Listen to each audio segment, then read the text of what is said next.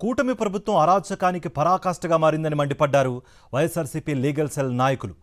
దాడి చేశారని పోలీస్ స్టేషన్కు వెళితే బాధితులపైనే కేసులు పెడుతున్నారని అన్నారు. పోలీసులు చేస్తున్న అరాచకాలపై ప్రైవేట్ కేసులు నమోదు కావడం రాష్ట్ర చరిత్రలోనే ఇదే తొలిసారన్నారు.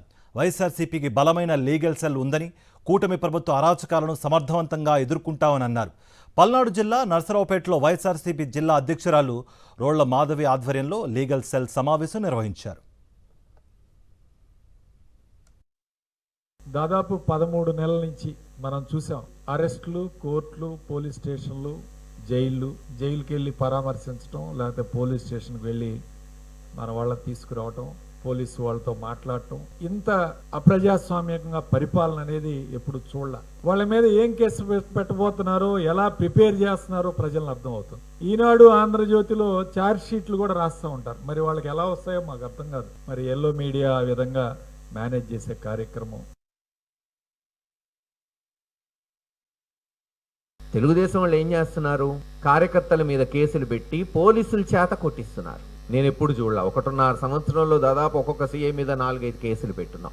ఎక్కడ కొట్టినా హైకోర్టులో కానీ కింద కోర్టులో కానీ నమోదు చేస్తున్నాం. మొన్న హ్యూమన్ రైట్స్కి పోయి తంగెడ కేసుని నమోదు చేయించాం. వాళ్ళు వచ్చి వాళ్ళ స్టేట్మెంట్ తీసుకున్నారు, పోరాటం చేస్తున్నారు, పోలీస్ స్టేషన్ పోయి గట్టిగా నిలదీస్తున్నారు. మీరు ఇప్పుడెంత పోరాటం చేస్తున్నారో రేపు అధికారం వచ్చిన తర్వాత దీనికి 2 పోరాటం చేసి తప్పులు చేసిన వాళ్ళకి శిక్షలు అయిపిస్తేనే మీరు చెప్పిన సంస్థలు నిలబడతాయి.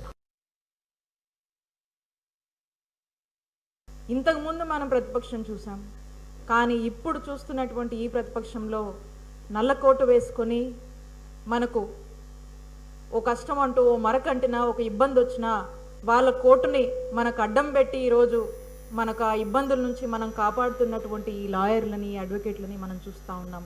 ఒక చక్కటి టీం ఈరోజు మరి జగన్మోహన్ రెడ్డి గారి కోసం, వైఎస్ఆర్ కాంగ్రెస్ పార్టీ కోసం, మా కోసం పనిచేస్తుందంటే we are feeling proud about you అన్న. ఇవాళ రాష్ట్రంలో రాక్షస పాలన సాగుతా ఉంది. ఈ ప్రభుత్వం అధికారంలోకి వచ్చినప్పటి నుంచి కూడా ప్రత్యర్థి పార్టీ వైఎస్ఆర్ కాంగ్రెస్ పార్టీకి ఎటువంటి పరిస్థితుల్లో ఇబ్బందులు పెట్టాలా, ఎలా లోపల వేయాలా అని మొట్టమొదటిగా మొదలుపెట్టింది ఏంటంటే, ఏమీ సంబంధం లేకుండా ఉన్న వాటిల్లో కూడా ఇక్కడున్న మాజీ మంత్రి రజనీ గారి పైన కూడా కేసులు పెట్టారు.